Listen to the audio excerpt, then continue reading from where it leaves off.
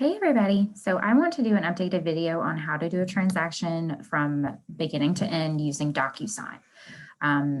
This is of course not the only way to do it. It is kind of the most ideal way. If you're not doing this and you're kind of struggling, come see me and we will try to figure out where you're going wrong and where we can help save you some time. So right now I'm in Command. Your first step of this is going to be to make sure that whoever is buying or selling is in your contacts already. So if not, you can add them at this point, but you just want to make sure they're in here before you go any further. So right now I'm going to pull in one of my buyer clients. I'm just going to make sure that I have somebody in there. So we will go with Luke Buyer today. So that is going to be my guy for the day. If you need to add somebody in, just hit add contact. And then fill out, you need at least the bare minimum, their name, their email, and their phone number. If you want to add more information, like additional contact information, you have things like address, you can do custom fields, really whatever information you have, you want to put in here, and then you'll just create, and from there you will be good to go. So step number 2 is to start the opportunity. So if I come into my opportunities applet, I have 2 pipelines. So they keep your listings separate from your buyers, but I am going to create an opportunity. And then, so my market center is Fayetteville. You just want to make sure mainly all of this information up here is correct, because once you create the opportunity, these are things you cannot change. Things like the opportunity name, commission rate, estimated close date, you can close all of that, but really these 6 fields up here, you want to make sure are right from the beginning, especially this opportunity type. So listing versus buyer, it does make a difference. So make sure it is right the first time. So I'm pulling in one of my buyer contacts. So I'm going to change it to a buyer opportunity. And then for my client, you just type in their name and it's going to search through your contacts and pull up anybody who matches that. So I have Luke Buyer. If you have a co-buyer, you can put them in there. Same thing, search for them. As long as they're in your contacts, it'll pull them up. Your opportunity name. So, at the very start of the transaction, you might not know the address that they're purchasing or selling. As the transaction goes further, it's best to change this opportunity name to the address. But if you don't know it to begin with, just leave that as is. And then you want to input your commission rate for your side. So I'm going to put just the default 3%. This isn't set in stone, so you can always change this. If you know any of this information, so custom tags is really to help you. Same thing with like time frame. If you know an estimated close date, go ahead and put it in there. And budget, it's really just there for you. So if you have that information, put it in. Opportunity phase, so you can choose cultivate, appointment, or active, just kind of depending on where you are in the transaction.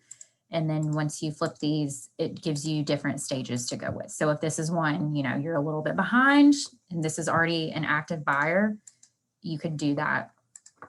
So I'm going to just leave it as cultivate and watch. And I am going to create a new opportunity and it is going to take me to that opportunity. So right now I'm in the details tab. Like I mentioned, this opportunity name, you do have general information that you can change. So any of these fields, as well as the property, you want to make sure you're keeping this active and up to date. So if you need to change anything in here, just click the pencil for that section and change it as you need it. And then same thing, once you're, under contract and you know what the property address is, you're going to want to put it in here. It just kind of makes everything easier once you get farther into your opportunity.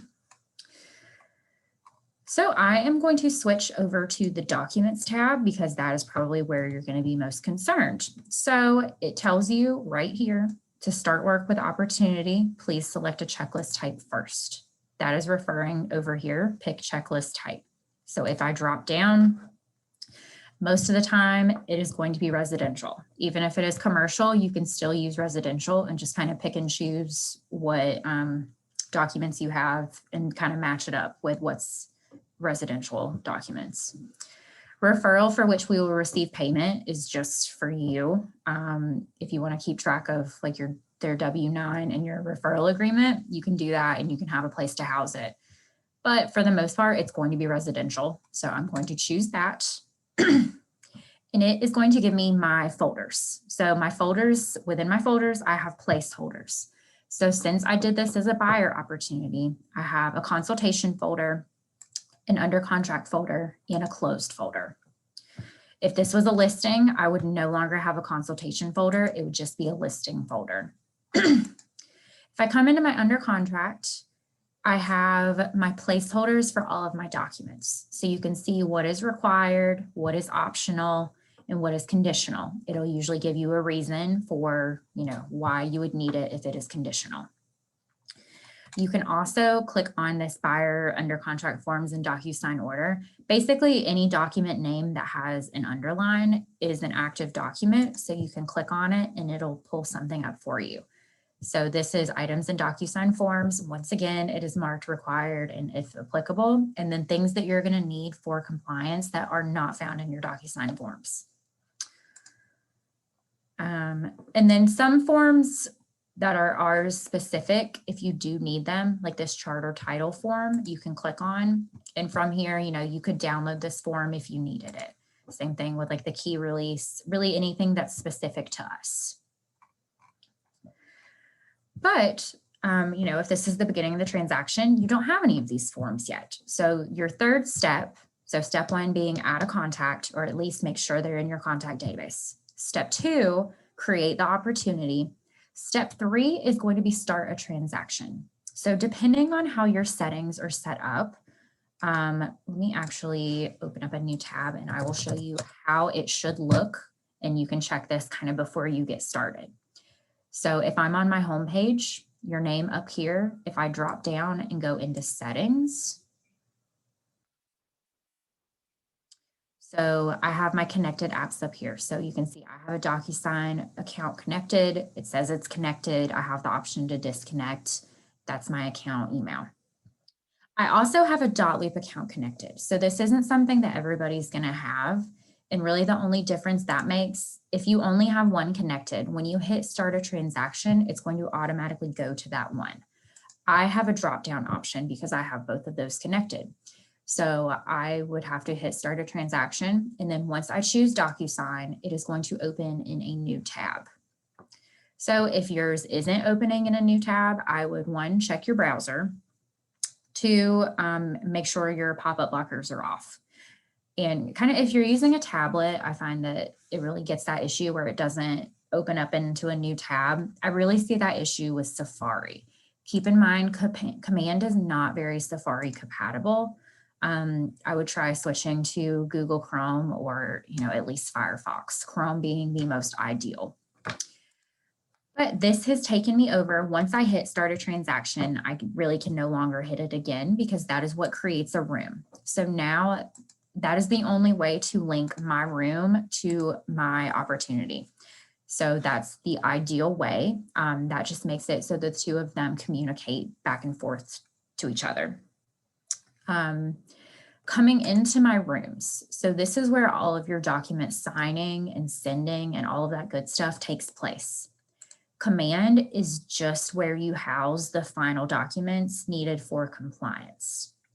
So really the majority of your work is going to be in DocuSign or .loop, whatever you're choosing to use. I only teach on DocuSign. So if you want to see the proper way to send a document for signing, we're about to go over that. So what you want to do first thing when you get into a room is come into this details tab. And you want to hit this edit button. And you want to go through and fill out whatever information you know. So if you know the address of the house, the seller name, really anything, come through here. You can see there's a ton of information on here. Fill out whatever you know, because whatever you put in here, once you save it, if it has a place on the form where those fields kind of match up, it will automatically put itself on the form. So putting like the address in here that one time keeps you from having to put the address on every single form. So it saves you some time. You're just filling it out once versus, however many documents you have. And you can always change this at any time. So go through, take the time to fill out the address, anything you know in here, and then hit save. Then what everybody always wants to know is, how do I get to my DocuSign forms? So I'm going to come over back into my Documents tab, and we are going to hit Add and then DocuSign Forms. I kind of want to stop here because if this is your very first time in DocuSign Rooms, yours is going to look a little bit different than mine. It is going to ask you to choose a forms provider, and if you are anything like all the other agents that have to go through it, you're probably going to call me and ask me what you're supposed to choose, because we are not an option. So our forms provider is not an option. We do not have our local MLS as an option. If you have that screen, there should be a little blue text that says continue to forms without choosing a provider. If you click that, it'll bypass it for the rest of time and it'll never pop up again. And then I believe it might also ask for your NERDS number. You don't have to put it in, same thing, just click whatever link bypasses that, and that will get you to this screen. So from this screen, you can choose either to pull from the DocuSign Forms library or the Forms group. Depending kind of how your brain works, I'm sure most people prefer to pull from group, but I'll show you kind of the difference between the two. So DocuSign Forms library divides the forms by where they come from. So us as a market center, we have our own specific forms. We have some from the LPR, so mainly just coming soon in the Gen X. And then your typical forms that you're used to, those are in the NCAR forms. So if you know what you're coming in here to get and you just want to pick and choose a form quickly, this might be the way that you want to sort the forms. If you want to try out sorting them by group, you can drop it down and it'll be by transaction type. So keeping in mind that this exact opportunity that I went for is a buyer, I could just come under all buyer forms and placeholders, and everything I might possibly need for a buyer transaction is in this list. If it is not, or you think that something needs to be added or removed from one of these lists, either call me or send me an email. I do have control over the documents that go in the forms group, so just let me know. But I'm going to unmark that just because I don't want to pull in the offer to purchase. But, keep in mind, like we like to always reiterate, I can help you with a lot of things. I cannot help you with filling out forms. I do not actively do real estate, nor, passively. I don't know how to fill out the forms. If you need form help, you need to basically pause this video, go call Shauna or Trisha, depending on kind of who your go-to person is. And they can help you with that. You do not want my help. But it's the beginning of the transaction. So I'm just going to pull in the working with real estate agents, and we'll pull in the buyer agency agreement just so you can see two forms being sent at once. So you could come in and select all and just add them all into your room, or you can just pick and choose whatever documents you want to send. So I'm just going to go with those two. You can see I have two forms selected, and I'm going to hit add. And then they are going to pop up in my documents tab of my room. So this is the stage where you click on each document one by one and you go through, and this is where you actually fill it out. So let me repeat myself. If you do not know how to fill out these forms, this is not the video for you. You need to call either Shauna, if you're in PC, you need to call Trisha, or you need to call somebody on the ALC. They're all marked on the phone roster, and they can help you. But wherever there's a spot where you could fill in information, there's a little box. So you click on it. We'll pretend that I have the easiest license number ever, and you just fill it out. So we go line by line, make sure everything is filled out correctly, and then we save and close. So the working with real estate agents is an easy one. There's not a whole lot of forms, but something like the buyer agency agreement, this has a ton of information on it. So this is kind of where all of your time goes into. This is really what takes the most time when using DocuSign, but you just go through, you go line by line, and you fill it out. So once you are done with that, you have a save and close button here, or you have a save and close button at the bottom. So we'll pretend that all of this is filled out perfectly. I called Shauna. She told me how to fill it out. She helped me with it. It is good to go. So we are going to save and close. Now comes time to where we actually need to send them for signing. So they're already filled out. I am perfectly going to be in compliance. Trisha's not going to complain about my forms at all. So you'll notice that when I hover over a document, I get a little circle in the top left. If I click that, it will check it and it will give me a taskbar up here. So what we want is the create envelope button, but I want both of these in that envelope. So I'm going to select both of them. And then I'm going to click this pin that says create envelope.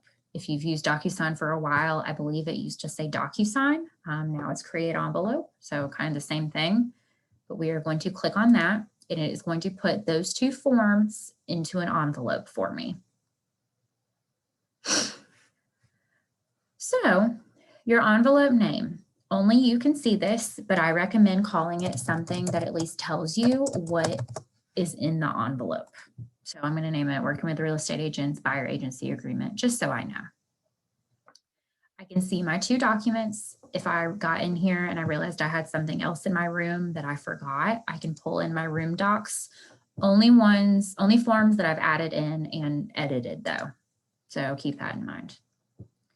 Next is to add the recipients to the envelope. So we are going to add recipient. If you want to make your life easy and you are using these DocuSign forms, you want to use pre-tagged roles. So this assigns whoever you have in this transaction with a role. So in this one, I only have a buyer 1 and I have a buyer agent. So I'm going to add those in. And then, so you'll see who is receiving it and what their email is.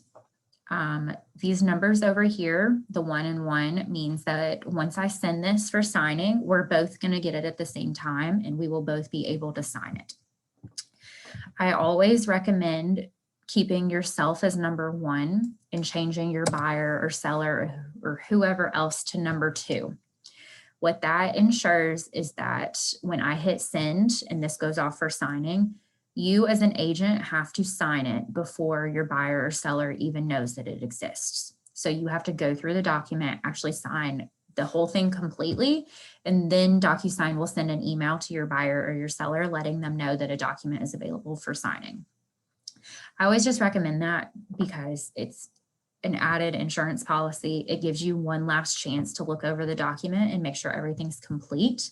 And that way, if you need to go in and fix something, you know, your buyer's not getting 1,000 emails where you're voiding documents and then resending. So it makes you look a little bit smarter. So just, you know, keep that in mind, maybe play around with that, but I do really recommend doing that. Your message down here, so the email subject and the email message is what is going to come along with this document for signing. So whatever you need to say to your buyers or sellers, that's what's going to come in here. We are going to hit next. And then, like I said, that assigning yourself first gives you kind of one last little chance to look over your document. This is also another way to look over. So another little chance just to make sure everything's perfect. So because I'm using pre-tagged roles, I have, sorry, working with real estate agents is not a good example. I have color-coded initials, date signed, name fields, really everything that needs to be filled out already programmed in. If I was not using that, I would have to change back and forth between my people and add in all of the fields. So the DocuSign forms do that for us. I do recommend going through every single form and just making sure that everywhere that has an initial, that needs an initial, has an initial block. Same thing with your seller name. Just make sure, once again, that this is fully complete and that you're not missing any signatures or initials, because you don't want to have to go back to your people and tell them, oh, well, I forgot this, so can you sign this one more time? Something I also want to point out, I don't know what page it is exactly, because once again, I do not deal with these forms. But things like this, so on the buyer agency agreement where they get to choose like the dual agent, exclusive representation, designated agent. Right now, these are marked as optional fields. So what's going to happen is when they go through signing, they're going to be prompted to initial. So they're going to hit initial. They're going to blow right past that, and then they're going to initial it because these are optional. So unless they are, going through word by word and reading this, they're not going to see that. So have a conversation with your buyers beforehand. And at that point, I would delete out any optional signing and mark everything as required field. So have that conversation ahead of time so you know which one they're okay with choosing, mark it as required, and then get rid of the optional signing. Otherwise, they're going to miss it and you're going to have to resend it to them anyways. So let's get rid of that issue before it arises. So we'll go through, we'll say that everywhere is good. There's no missing signatures. There's no missing date signed. I will say this date signed, that's really the only way to get a timestamp on the form. You're not going to get a timestamp with the signature. So if you need a timestamp, make sure you have some date signed blocks. Most of them come pretty standard with that block anytime that it's being signed. Once this is good to go, if you need to add any other fields, just make sure you're on the right color, and then you would just drag and drop it. And then that's really it, or you can delete it out as needed. You can preview it if you want to see what they're going to look at when they go initial. So if you want to see how easy it is to just blow past optional fields, I would check that out because you can change the preview based on, like I could switch the preview between myself and my buyer basically. See what each one of us is going to see. Once this is ready to go, we are going to hit send. I'm okay doing that because my random buyer email, I have to sign this for them to know that it exists. So in the envelope stage, it'll say waiting for others. So I could open this up and I can see that it's currently on me who needs to sign, and then my buyer is waiting on me to sign it and they also need to sign. So if you need to resend or correct anything, you can at this point. You do have some more options if you need to void it, any of that. Once it is signed by all parties, if you go into your Documents tab, it's not going to replace these forms. So that's good because if you ever need to go back and change something, you still have the original form, but it will add 2 new documents. And instead of 160 working with real estate agents, blah, blah, blah, buying, it'll say signed at the end. So it'll just add the word signed onto this document name. It will be a PDF, so it's no longer a form. You cannot click on it and add fields to it just to keep the integrity of the electronic signing. Where it has form, it will have a green check mark and it will say signed. It'll also give you like a certificate of signing. So if you do need a timestamp, you can open that up and you can see, I believe, where they signed from and at what time it was signed. So once you have the signed documents, you are going to go back over into your opportunity, and that is what gets uploaded here. So I sent out a working with real estate agents and a buyer agency agreement. I would come into my opportunity. I would look for the placeholder of my documents. So right here, I have my working with real estate agents. I would add a file. I can pull from DocuSign only because my room is connected to my opportunity. So when I hit start a transaction, that link occurred. That is the only reason I can pull from DocuSign. So it'll show all of the documents you have in there. You, of course, will want to look for the signed one. So I would pull in my working with real estate agents. I would assign it. And then it's going to think for a second, and that is going to upload that document into my opportunity. I'm going to go into my exclusive right to represent buyer. I'm going to add a file. I'm going to pull from DocuSign. And I'm going to check that one and assign. So you are going to go through that with every document that you have.